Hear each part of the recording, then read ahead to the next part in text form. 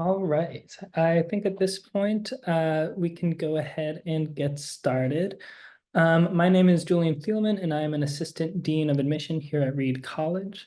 I work with students from Portland, but not the rest of Oregon, Seattle, but not the rest of Washington, as well as students in Connecticut, Delaware, Maine, Vermont, New Hampshire, New Jersey, and Rhode Island. And welcome to the psychology faculty office hours. These are great opportunities to hear from faculty about what makes departments at Reed unique. The way that this is going to run basically is, now that I've introduced myself, I'm going to turn it over to Kristen and Alyssa to introduce themselves and talk a little bit about what makes psychology at Reed distinctive, what makes it unique. And while they talk about that, please feel free to pop some questions into the chat as they come up, because after they finish presenting about the psychology department, we are going to move into a Q&A section. With that, Kristen, Alyssa, please feel free to introduce yourselves. Hi, I'm Kris Anderson. I'm a clinical psychologist. I've been here at Reed for 17 years, and I'm currently the chair of the psychology department. Hi, my name is Alyssa Gorkin. I'm a senior psychology major. I also have a music and economics minor, and Kris is my thesis advisor. Wonderful. Thanks so much for that, y'all. So do you want to tell us, give us a little bit of an overview of the psychology department at Reed? Sure. So I'm going to put up a slides. I swear there's not that many, but it's a little easier, I think, sometimes to kind of see what I'm talking about here. Hold on one second. Let me pull up my slides for you. Oh, except I can't, you didn't screen share, Julian, so I can't actually, I have the button, but I actually can't share the screen. Gotcha. Are you co-host? Nope. I'll make you co-host real quick. Okay, let's see if that, yep, that should do it. So. Wonderful. Okay.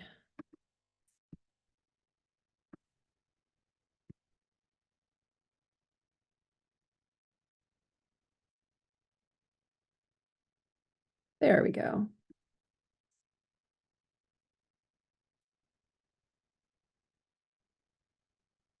Okay, so I'm going to tell you a little bit about the department just as an overview, just so you get a little sense of who we are. So we currently have a number of faculty in the department that represent a number of different specializations. So I've introduced myself. I'm a clinical psychologist in the department. And after that specialty, you'll see all of our different research specializations.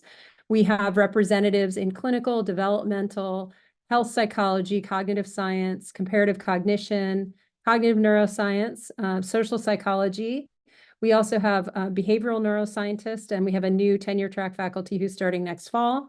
And then actually, when you guys start, we'll have an additional set of visiting scientists. So we'll have someone who's covering for our social psychologist who's dean of the faculty. We will have a visiting developmental psychologist while my colleague Jennifer Corpus is on sabbatical. We'll have an additional health human neuroscientist who's working with us. And we will also have Vasily Safin, whose name's down there, who kind of bridges cognitive and social psychology, will be with us next year. So there'll actually be 10 faculty with us next year. So a little expansion to what you see here. We do have the psychology major, but we also contribute to the neuroscience major here at Reed. Half of that is staffed by biologists, half of it by psychologists.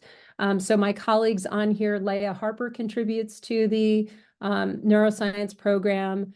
Greg Jensen, who does comparative cognition, so he works both with non-human animal and animal models. He contributes. Michael Pitts, who's our cognitive neuroscientist. Valeria Gonzalez-Diaz, who will be with us in behavioral neuroscience. And then, as I said, we'll have an additional human neuroscientist with us next year. So in terms of the psychology major, here at the college, we have an 11-unit major, which is lower than some. A little higher than others, but not many. We basically ask students when they start with us their first year to take our introductory psychology course in the fall. That course has a number of components. Unlike pretty much every psychology department in the country that I know of, we actually have you in the laboratory your first semester learning research design. You actually start running statistics on data sets we have. We're really a very hands-on, empirically oriented department. So I actually will be the lead instructor for introductory psychology next year. You have 2 days a week where you're actually having lectures by specialists in the different domains of psychology. You usually see them about 4 times across that first semester. You will see me 1 time per week in a smaller group of students where we will be talking about research design, concepts, how do we conduct science, ethics. And then you're broken into a even smaller lab where you're starting to do the hands-on work, where you may be doing work in JASP, running analyses, or you're designing studies and things of that nature.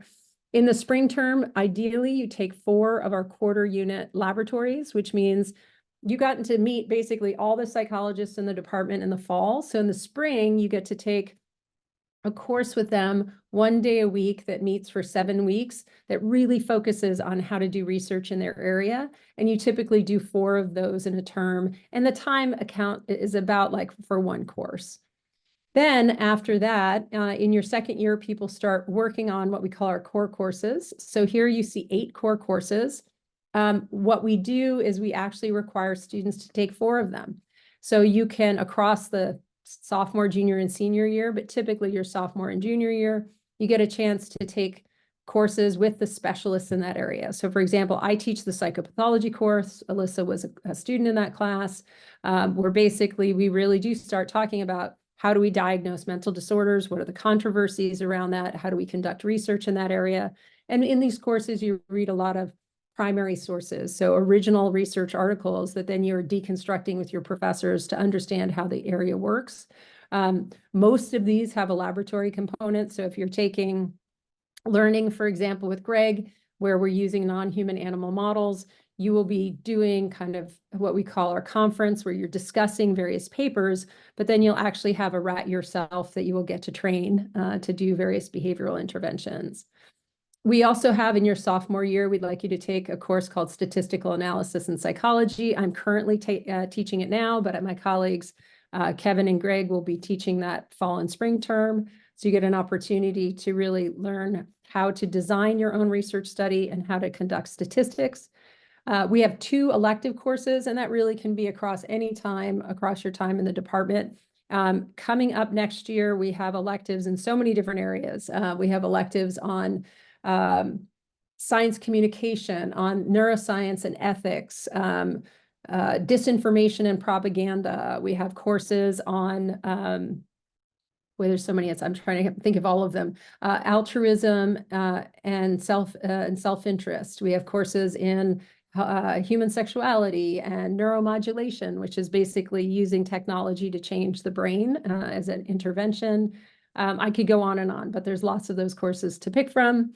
And then, as with all courses at Reed, you culminate with a 2-semester independent research project under the direction of one of the faculty in the department.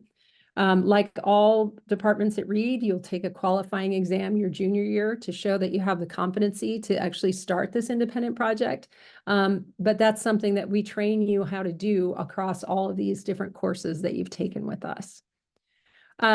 Also in our major, we have what we call an allied field. So an allied field is a set of 6 units that you take under a prescribed kind of list of different disciplines, so that people who have an interest in arts and literature can feel like they can really explore that and really try to make connections with that area to psychology.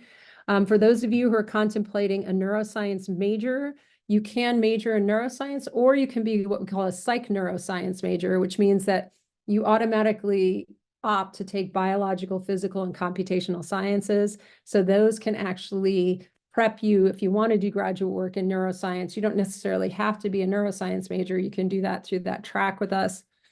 Cognitive science, again, a lot of areas that are implicated in human decision-making, cross-cultural studies. So how do you integrate psychology within the study of other cultures and languages? And then history and social sciences is another area in which people can explore different areas of interest. I'm just going to show this to you in terms of those of you who are joining us next year. This is just what I articulated about kind of the typical plan that we see, you know, in your first year in green, you take 101 and the 200 labs. You know, your second year and third year, you're taking your core and your statistics requirements, your electives are thrown in there. And then, you know, obviously we have thesis towards the end. So just gives you a sense of the type of kind of course setup that we typically have in the department. So I'm going to stop there for a minute and just see if there's questions about kind of the nuts and bolts of how the major works.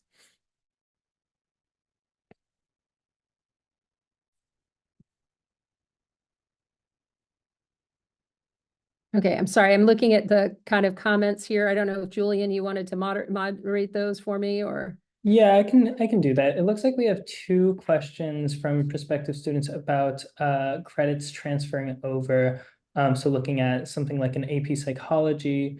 Yeah, I can answer that, guys. I saw that one. So just so you know, AP psychology cannot be transferred in as introductory psychology. Our introductory psychology course is like nothing in any college or university I've seen in this country, because it has a lecture component, a research methods and design component, and a laboratory.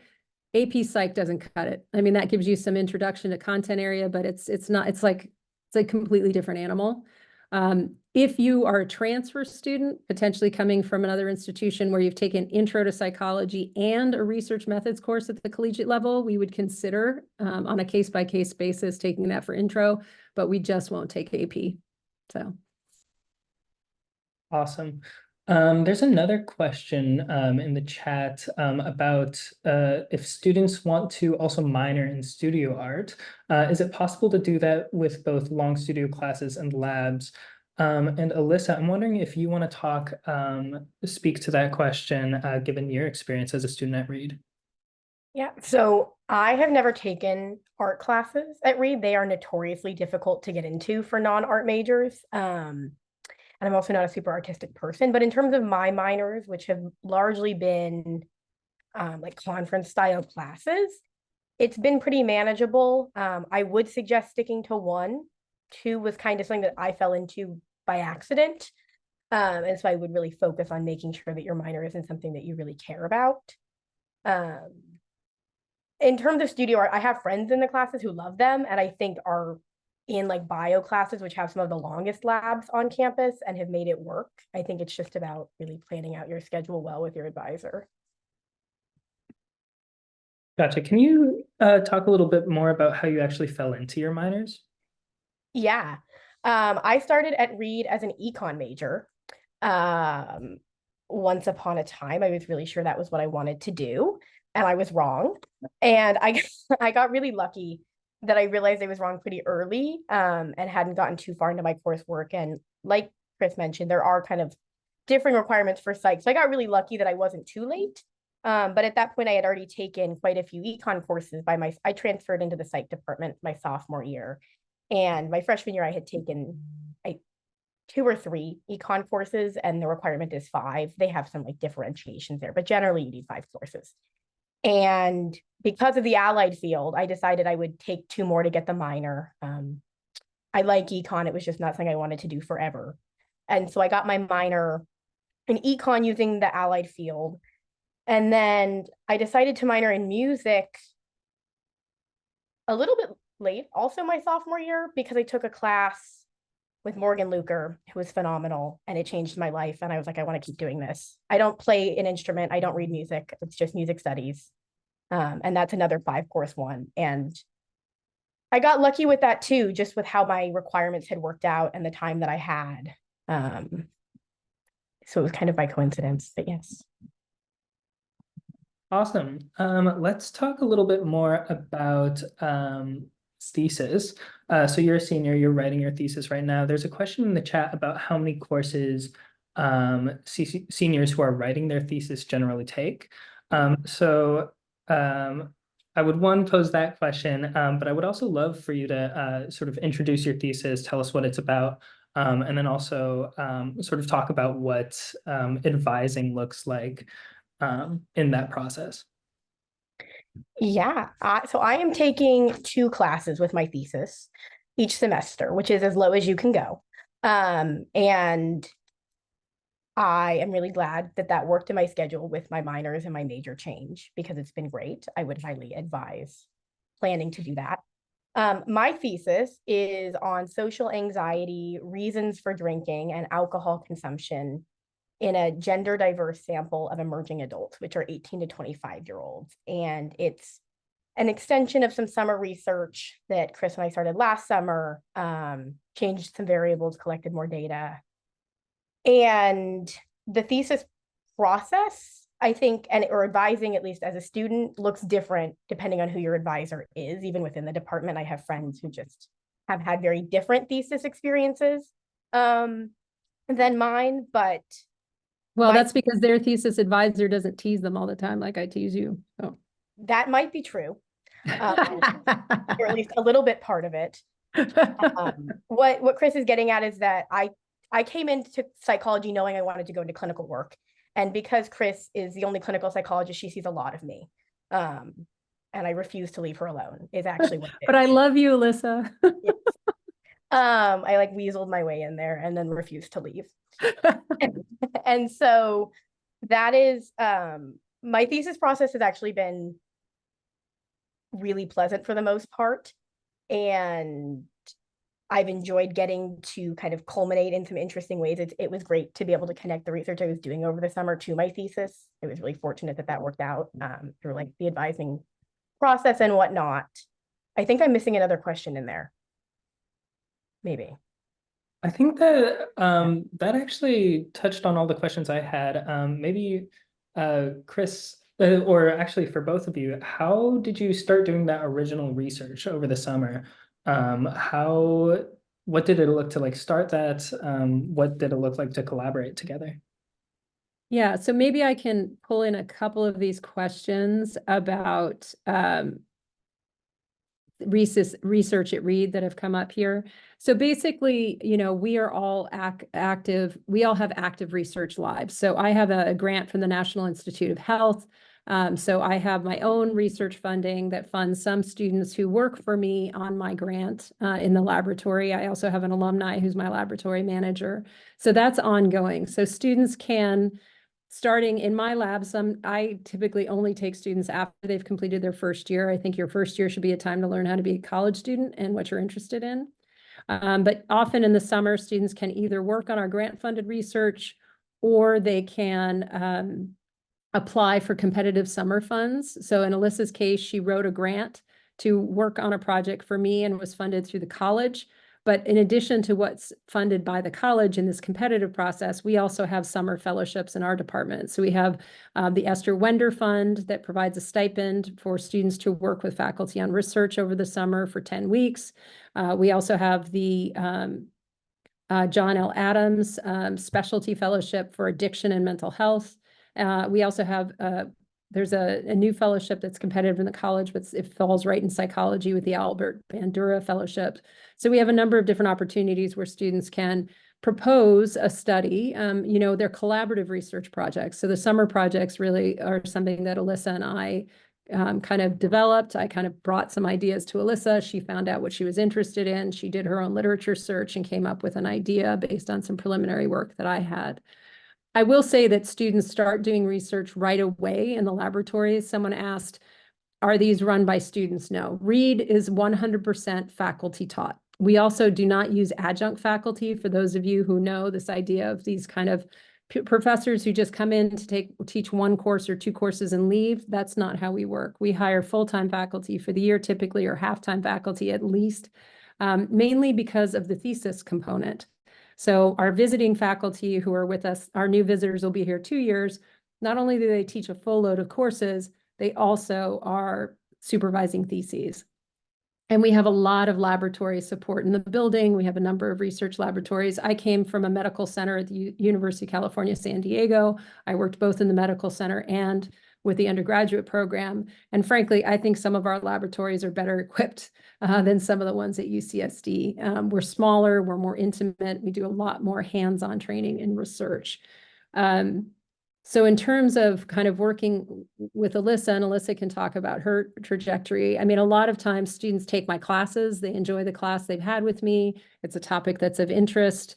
Often students do research in my area of specialization, which is the developmental psychopathology of addictive behaviors, but I also do side work in women's health. So students will say, hey, Kris, I read some of your papers that you published on this thing. I'm kind of interested in this. What are you interested in doing? So I don't know, Alyssa, if you want to comment on that for our specific.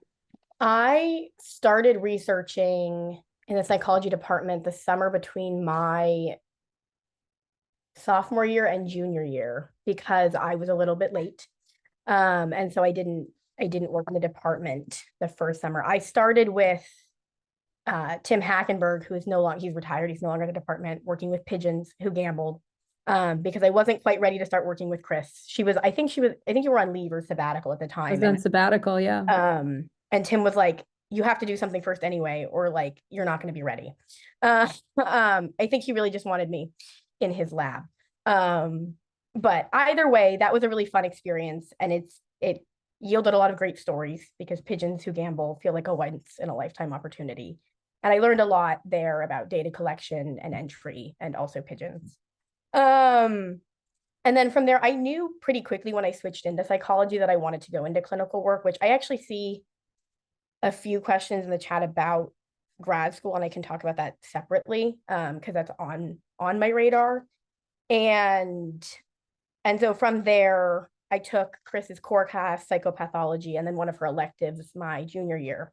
She saw a lot of me and was like, hey, you're also my advisor, so you have to meet with me. What if we research together? And so I did. I drafted up I got the Reed College Science Summer Research Fellowship. It's a long acronym. And that provides both a stipend and a research budget. And so I went ahead and drafted that up and ended up collecting so much more data than we could get through during the summer, which is how I kind of decided to inform my thesis process. It involved a second set of data collections and some changes. So it's not a replication, but it makes use of some of the same data, which I was really fortunate to because it means that my sample size is really, really large, which is a good thing for the kind of work I have to take a minute because Alyssa won't tell you this, but Alyssa wrote a publication from the summer project that's a revise and resubmit to a major journal in the field. So we're in the process of updating that, hopefully for publication. And Alyssa is going to be at we just written a grant for her to travel with me to a international addiction research conference this summer to present research, not only from that project, but also the thesis, right, Alyssa? Yeah, actually, there's 2 posters, right? Didn't you do 2 posters? Well, there's 2 posters, but the same research because the deadline snuck up on me for the second one. And so that's okay. Well, you are doing your thesis and revising and resubmitting for a publication. Yes. So we'll give her a buy on the second presentation. Yes, which was very fitting. And I did, to be completely transparent, approach Kris knowing that that's what I wanted to do because I want to go to graduate school. And I want to go to graduate school in clinical psychology, which is competitive. And I knew that I really needed to kind of get in there with that, so to speak. And so I'm really excited. I'm sure I will be more excited when I'm done revising. But nonetheless, it is a really excellent opportunity. And I'm really fortunate to have had this experience. I have some friends at larger institutions that can't fathom that as an undergrad, I've got to draft a manuscript of independently conducted research. So it has been very cool. It is very hard, but it has been very cool. I see a couple questions here maybe that I can address, Julian, kind of specific. So there isn't a double major, by the way. The neuroscience major is an integrated major, so you don't have to worry about, you have your requirements for the neuroscience major are partially biology requirements, partially psychology requirements. There's chemistry, physics, other things in there as well. So they have a website that's really good on the neuroscience program if you want to look at specific aspects of that program or ask questions. I think there was a question about forensic psychology. The person who was our forensic psychologist did retire.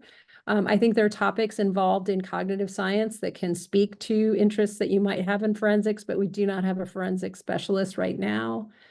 A great question that I see here is about study abroad. So can students study abroad? Yes. it's really important to tell your academic advisor when you come to read that you're interested in studying abroad, because you have to plan it because of the way our coursework kind of builds on each other.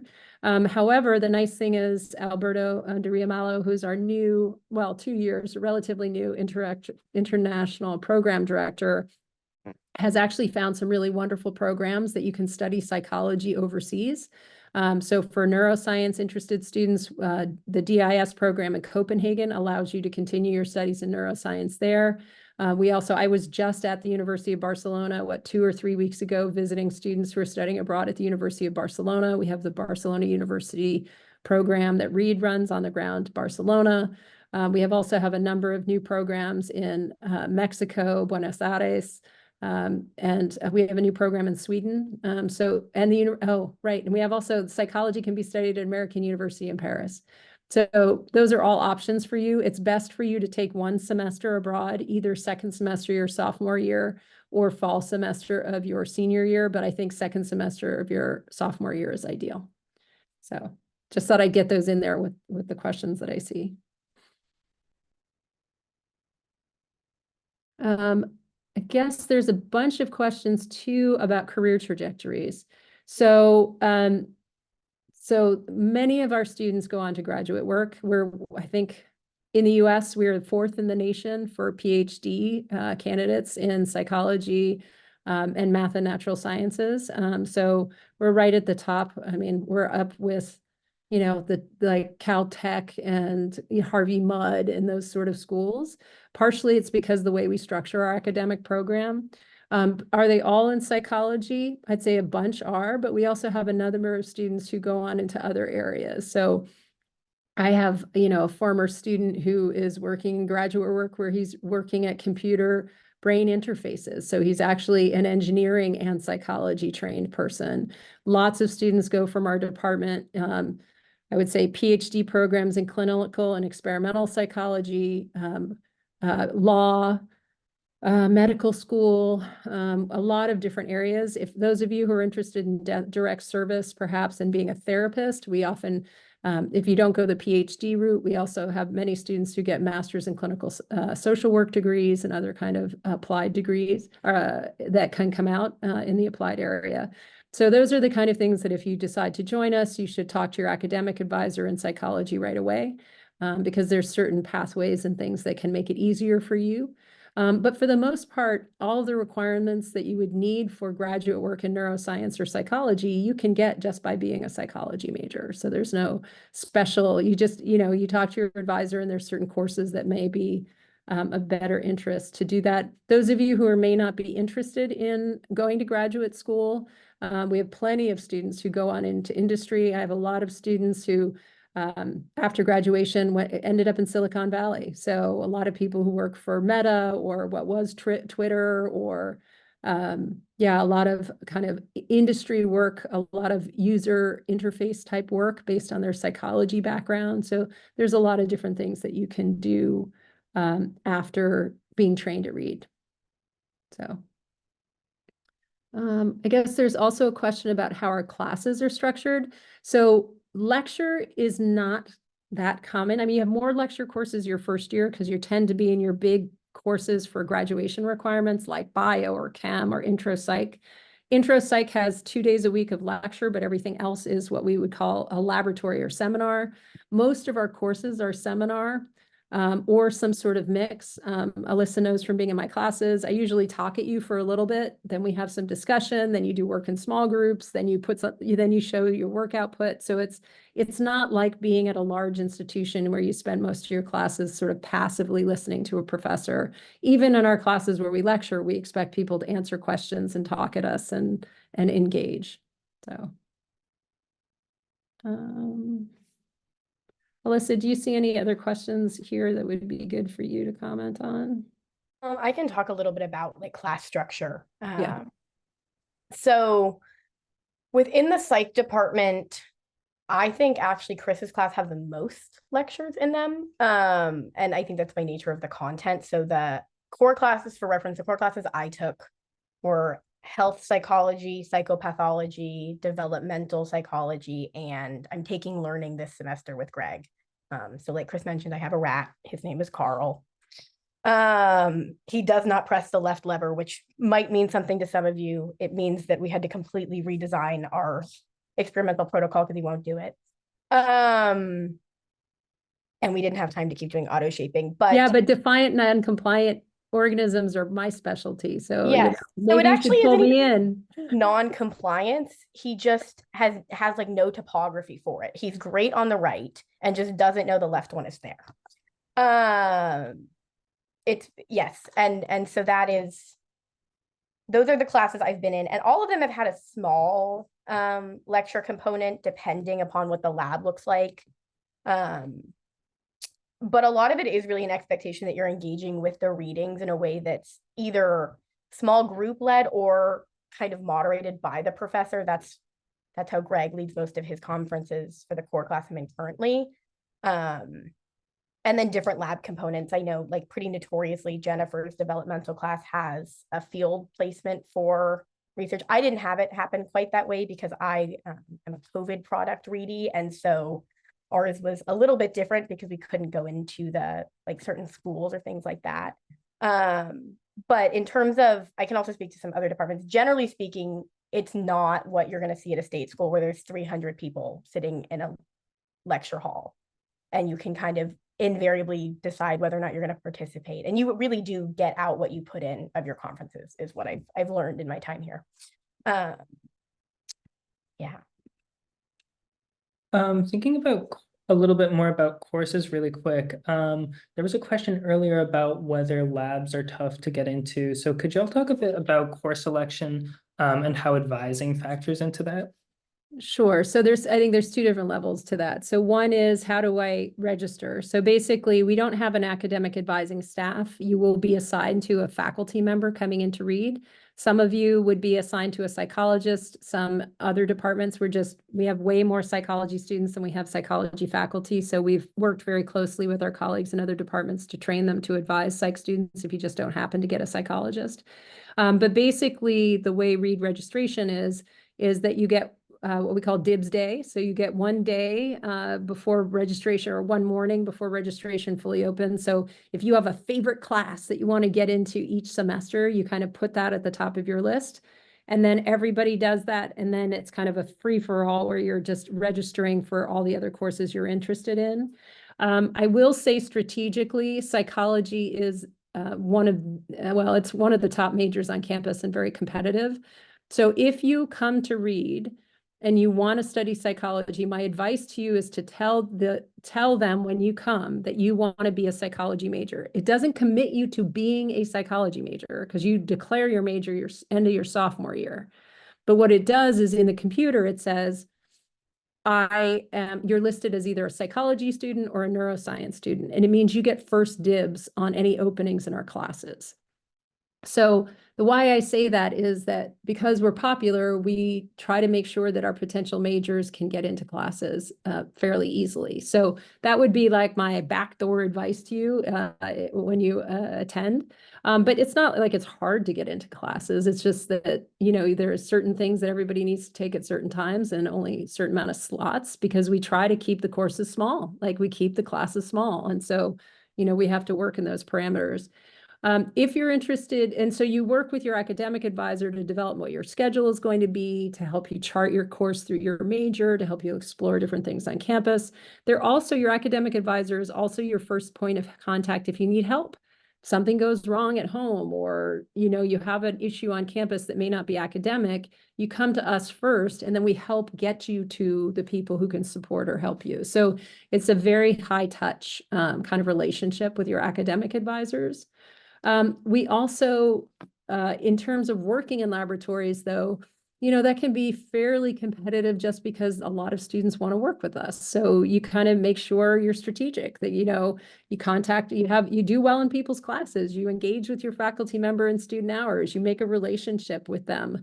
And then, then it's a lot easier to work into, hey, like Alyssa, hey, Kris, I spent all my time with you. Why don't we just, work together all summer? So, that way, she got money, I got more, she got more of my time in the summer. It worked out.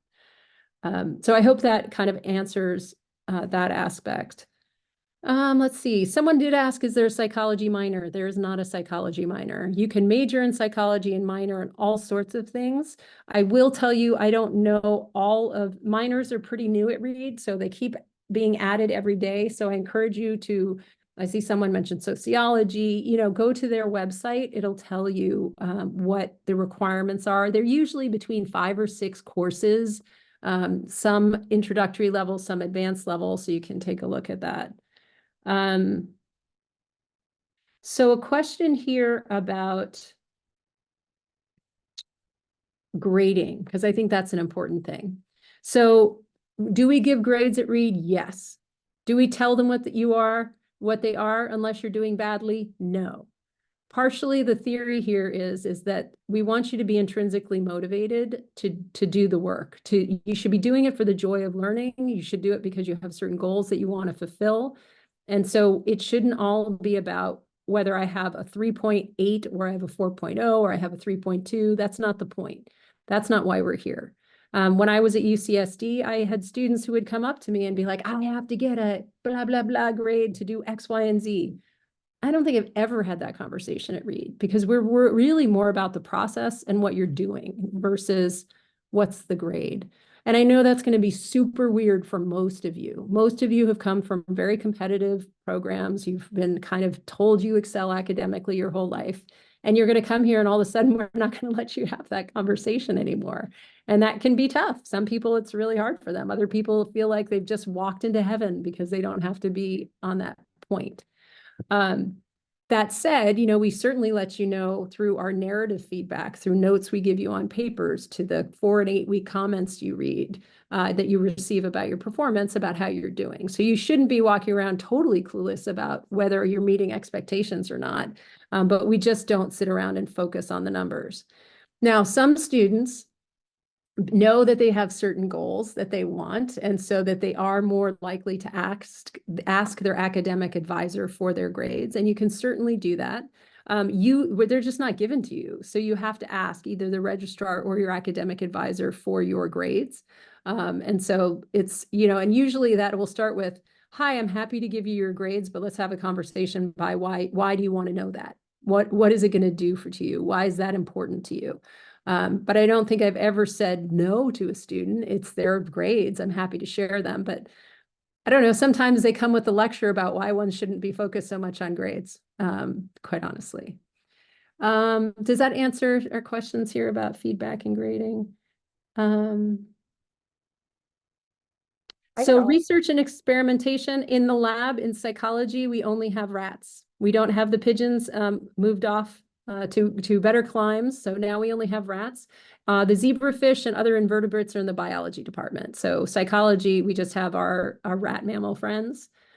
You choose what you're interested in by taking a bunch of core courses and seeing what courses you like, and then taking additional courses in an area that professor teaches. So if you like developmental, you hear developmental sounds interesting in intro, you take the core course.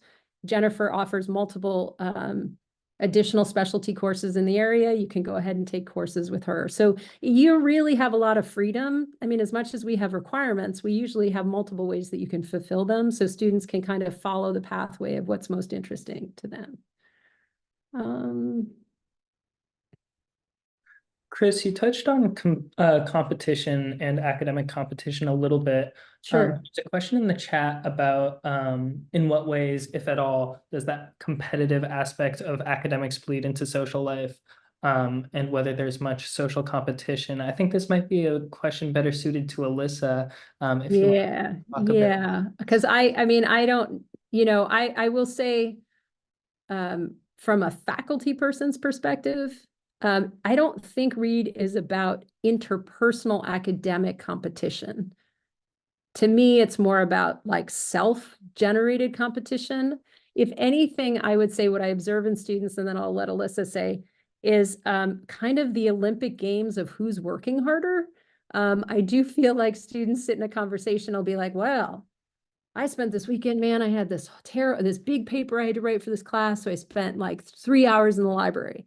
The other person will be like, well, I had a terrible paper and I had an exam, so I spent 6 hours in the library, right? It's just like, this kind of Olympic games about who's working harder, but it's not like some places, like some schools have the reputation where it's like Alyssa's first in the class and I'm second, so I got to work really hard to beat Alyssa. Like, I don't see that at Reed, but Alyssa can speak to that. In my experience, I haven't seen that kind of thing.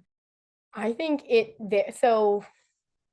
I think Reed is a competitive environment in a very different way than like my high school was, for example. I went to a very large public high school and it was a very competitive environment. And I was really, I think some people tend to think that like the not having grades alleviates competition. And Kris is right in that there is like, you can really go down the rabbit hole of like who has the worst work-life balance.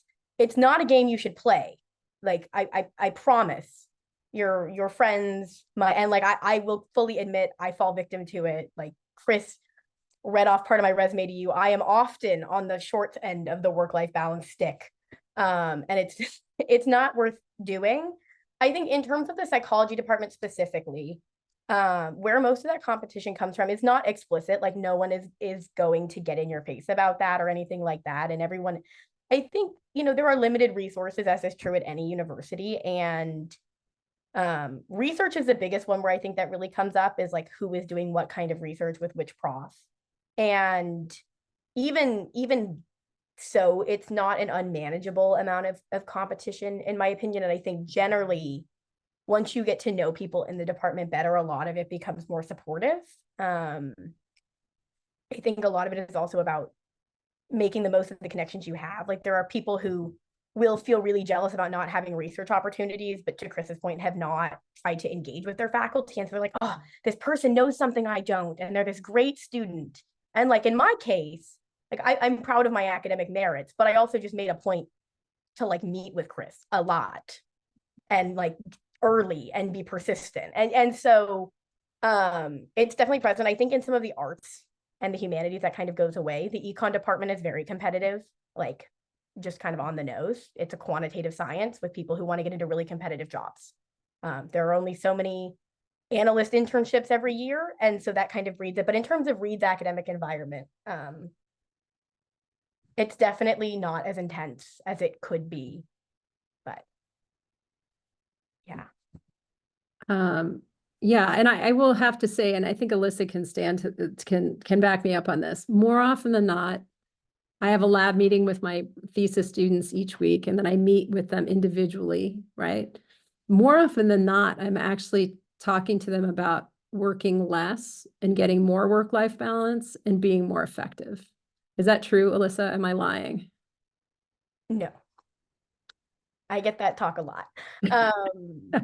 Now, do I model this effectively? No. But I talk a good game about working less and having more work-life balance. And I think it's also important to remember, like, your friends will not all be psychology majors, or maybe they will be. My friends are not all psychology majors. I actually have almost no friends in the department, not because of that. I grew up in like the COVID pods, which is something that you guys will never experience. And so my social dynamic was a little different, but it's really hard for me. Like my roommate is my best friend. She's a poli-sci major. What are we going to get into it with? Like she's doing completely different things. She wants to go to law school. Like that's great, and so having a diverse group of people around you, I think also makes that a lot easier to like not have it in your social life necessarily. Like competition happens, but in terms of like my close friends, I want the best for them. Like one of my best friends wants to get into a PhD program for biochem. And so me being like, yeah, girl, write that paper. It has nothing to do with my chances of getting in. And so it makes it a lot easier to really kind of avoid those personal experiences. I think I missed 2 questions here, and I think we're probably getting close to time. So I just wanted to answer those quickly. So what are the resources to support students moving forward in research? So aside from the mentorship that you get in the department, you have your academic advisor, and then you really do get really tight with your thesis advisor. Like we spend so much time together that I often am giving a lot of career advice in your final year as your thesis advisor, but we also have formal structures. We have the Center for Life Beyond Reed, which is a department on campus that really is working on helping students build resumes and writing up their CVs and getting summer positions. And that's where fellowships and grants come from. And So we have an entire office on campus. And my belief is that you actually can get service for them 2 years past graduation. So they can help you on your job search. They can help you on your graduate work search. I mean, I will say, like, someone is asking, you know, I came from a UC and what's some of the differences, right? So in my lab, if you come in my lab, I have a bulletin board. And on my bulletin board is a photograph of every thesis student I've had, which is well over 60 at this point since I came to Reed, and all my research assistants. And now I have their babies, the picture of my lab grandbabies that I'm very proud of, because they send me pictures when they get married, or they get partnered, or they have children. So it's a different gig than at a large institution. Not to say I didn't make relationships with people in my lab when I was at UCSD, but it's just a factor of 10. You know, when I was at UCSD, my upper division class in clinical psychology had 250 students in a lecture hall. I think, Alyssa, did you have like 8 or 12? 12 maybe in your clinical class? It's like it's a different animal. Yeah, it was. I think I have friends from high school that are at UCs, and most of them are amazed that, like, on a weekly basis, I will sit down with a professor. They are like, oh, you're going to office hours. Who's your TA? Oh, Reed doesn't have TAs. Oh, like, you know, Kris emails me well, and I email her too. It's not her emailing me. Like, I should have said I email her and she responds to me, but like, so that it's more honest. But like, they're like, my friends, if we're out, know that, like, if I get an email from her, like, there it is. And like, that's something that you don't get anywhere else, to my knowledge. And it's like, you know, my, like, why choose Reed? It's that. Yeah, I will say I've had students leave my lab to go to graduate school and come back to tell me that they did not understand the level of contact that they had with their professor until they went to graduate school, and realized the amount of time that I spent with an undergraduate in my laboratory, they couldn't get as a graduate student in someone's laboratory because they were working with a postdoc. And I will say I've had postdocs at Reed, but they don't take over my job. Like, I do my job, and if I have a postdoc, that's gravy for my students, right? It's really about my connection and relationship with my students. It's really common in the psych department. We have a lounge. I am in there, in and out, using the microwave. I'm chatting with students who are there. Usually I'm teasing them and they're teasing me. Like, it's a really different vibe. It's a different feel. Like, I know my students. I'm their academic advisor. Often I'm one of the first persons that someone will tell, aside from their friends on campus, if they're having a challenge. We do our best we can to, like, foster that relationship. And that's actually why I left the medical center. I was a full-time researcher. I taught because I enjoyed it. I worked with medical students and residents and postdocs and all of these people, but I didn't really get the time to really spend time and have long-term relationship with my undergraduate students. And that's why I came to Reed, is because I actually really get to do the research hands-on with these bright, engaging people who make me laugh every freaking day, because they're just, yeah, you guys are awesome. And so for me, that's why I've stayed at Reed this long, is it's the relationships. That's what it's about. I love that. There's a student who asked in the chat, is there anything that I should start preparing right now so that I feel prepared for psychology at Reed in September? For example, reading a specific book, mental preparation, anything like that. So I'll let Alyssa answer after me. She might guess what my response is. My response is, enjoy your family, enjoy your friends, do all the things that you love to do, celebrate the fact that you just made a major life accomplishment, and by graduating high school. So congratulations to all of you who are about to do that thing. That's huge. And yeah, don't stress about it. Just come. We're here. We have ways to support you. Everybody's going to come. You know, you're going to come and you're going to think, oh my God, everybody here has been to Bora Bora. They know everything about psychology, and they're all better at this than I am. And that's pretty typical feeling. But the fact is, no one is really doing that. Everybody's coming in with a lot of different life experiences from lots of different places, and you're all just going to figure it out in the beginning. So my advice is to have fun, read novels, watch movies, because I will say we're going to give you a lot of work to do in the fall. And so it's good to have this time to just R&R. Alyssa, what are your thoughts on that one? Yeah, I mean, I came to read as an econ major. I didn't have a single, I didn't take, my high school didn't have AP Psych. I had absolutely no psych experience, and I took Psych 101, and like, I'm publishing, look at me now, I did fine.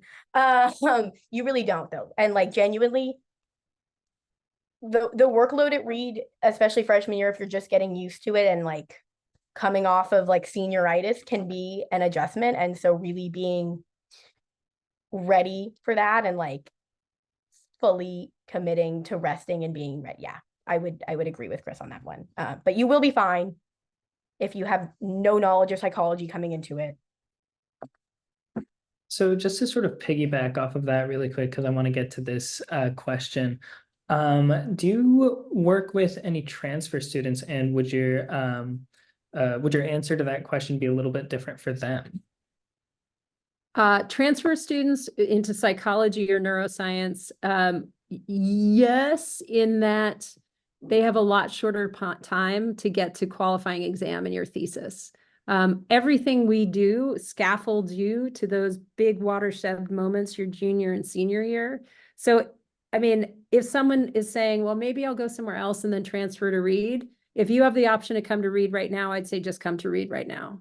Because I think it's hard for transfer students because it's not that they haven't had the content, it's just they don't have it the way in which we do it. And that is really what preps you for qual. So that would be my advice if you're like, well, maybe I'll go somewhere else for 2 years and then transfer to Reed. I think you're just better off coming to Reed if that's where you think you're going to end up in the end. Sorry. Was there another? Yeah, Alyssa, did you want to add anything to that? So I see a question about the workload. Yeah. My honest answer is yes, but I have never been at a 4-year college, but like, it's a lot, but it's not unmanageable. It's doable, and it teaches you really good time management skills. But my freshman year, I spent a lot of time with my friends that I was talking to at other schools being like, wow, I'm doing a lot more. The thing is, by the time you get to your senior year, you realize you've learned a lot more. Because many of those people are still in my life. So yes, but it's doable and it's worth it. Yeah, I would say hands down from any other undergraduate environment that I have been in, you have more work at Reed. So if you're ambivalent about that, I think you should listen to that. I'm not going to lie, because it is a lot of work. And the hope though is it's not busy work, right? I don't think most of the work at Reed is like, fill out this worksheet, check this box. I mean, it is really geared to be really intellectually engaged. So I describe Reed as sort of like the geek girl, like smorgasbord, right? Like whatever your gender identity is, but it's just like, if you're a person who's excited by ideas and you find things utterly fascinating that maybe no one else does, it's a great place to be, because you have 1 million faculty, not 1 million, right? 170 faculty who are utterly passionate about what we do. And we really get excited about talking about it and engaging with students about it. So, I mean, in the best way, it's sort of like, it's a lot, but it should be stuff that's self-driven, that it's things that you're interested in. I think you have enough choices to find what those things are. But it's going to be a lot of work. Yeah, for sure. A question about how many hours it is. And I'll wrap it up quickly. I think, so it's changed a lot through my time at Reed. I think I spent more hours per day working my freshman year than I do now. Part of it is like learning what really needs the, like, I have to sit down and do this for X number of hours, and what you can kind of scaffold. I will say Kris is really on the nose across departments, that there is not a lot of like busy work. Like it's far more substantive assignments, which is like, some of that has its perks and some of it has its disadvantages. It takes a lot longer to write a paper than to do a worksheet. I think the other thing is I work part-time, and so my days spent working look a little bit different. I have kind of a non-traditional schedule. I probably spend most classes are either 50 minutes or an hour and 20, I think is right.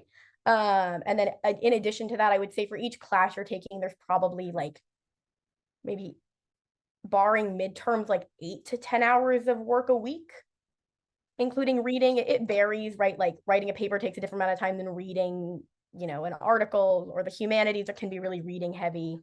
And then like midterms and finals are usually a little bit of an exception, but you have time off in some cases for that. And it really, you can kind of choose a lot of different ways to get your work done. Like I have people that have, you know, are excelling in their classes that I never see working and are getting everything turned in. And it just like mystifies me. But it exists and they figured it out. And we also do have academic support here on campus, just to let you know. I mean, we have, you know, student academic support services, so people can work with coaches, academic coaches. If you get here and you find like, wow, I had these time management skills that were awesome in high school and it's just not enough. So we have those kind of supports. We have, for most courses, 1 hour free tutoring a week. Like there are student tutors who work in the department in our larger classes. The thing is, most people just come to our student hours, right, for support. But, you know, there's other ways in which you can kind of get into the groove and get support through student life that we highly encourage students to use. So. I think we have time for one more question. If anybody has any left. I'm just checking. I think I hit all of them. Well, actually, if no one does, I will talk. I was going to say a few things about grading and what it's been like as I was like really on my grades in high school. My high school used PowerPoint. I checked it a gazillion times a day, every day, which will come as no surprise to Kris. I will say I check my grades because I know I want to go to graduate school, but I have learned to let go a lot on them, and coming to read was a really great exercise in that for me. As it turns out, comments are way more helpful than just letters or numbers. And so I would say that if that scares you, you'll be fine. They're accessible and you can still check them. Like I had this point my sophomore year, I was like, oh my God, I want to go to graduate school. What if I don't know what my GPA is? And I freaked out and I got my GPA and it was fine. I talked to all of my professors at week 4 and week 8 on the dot every quarter. And it's far more helpful to be able to sit down and talk about what you're doing in the course and how you can improve your performance. And most people or professors are really receptive to being like to additional comments. So if you get a paper back and you're like, I don't know what this means, or there's not enough feedback to make this better. Every faculty member I've taken a class with has been really willing to sit down. Some of them give you really vague, like liberal arts kind of answers, but they're doing it for a reason, is what I've learned.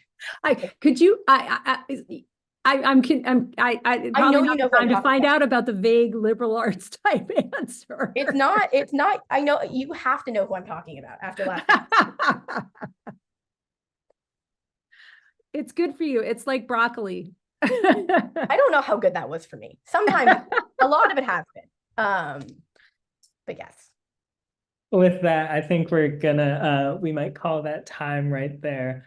If anyone else has any residual questions that haven't been answered yet, I'm putting an email address in the chat that I would highly suggest that prospective students write an email to if you have those questions. This is a great way to connect with current students so that they can give you any information that you might need. For our admitted students, we've got a number of really cool events coming up. Read Admit Days. These are my favorite events that we host. They're just a great way to come to campus, experience what Read is all about. And they're a great way to meet your future classmates as well. For now, I also just want to thank all of you for coming, and Kris and Alyssa, thank you both so much. This has been some really fantastic information, and I really appreciate the time that both of you have taken for us today. Yeah, and I look forward to seeing you guys in intro in the fall, I hope. So best of luck in making this decision. I hope everything moves smoothly for you, and congratulations again on finishing high school. Bye, everybody.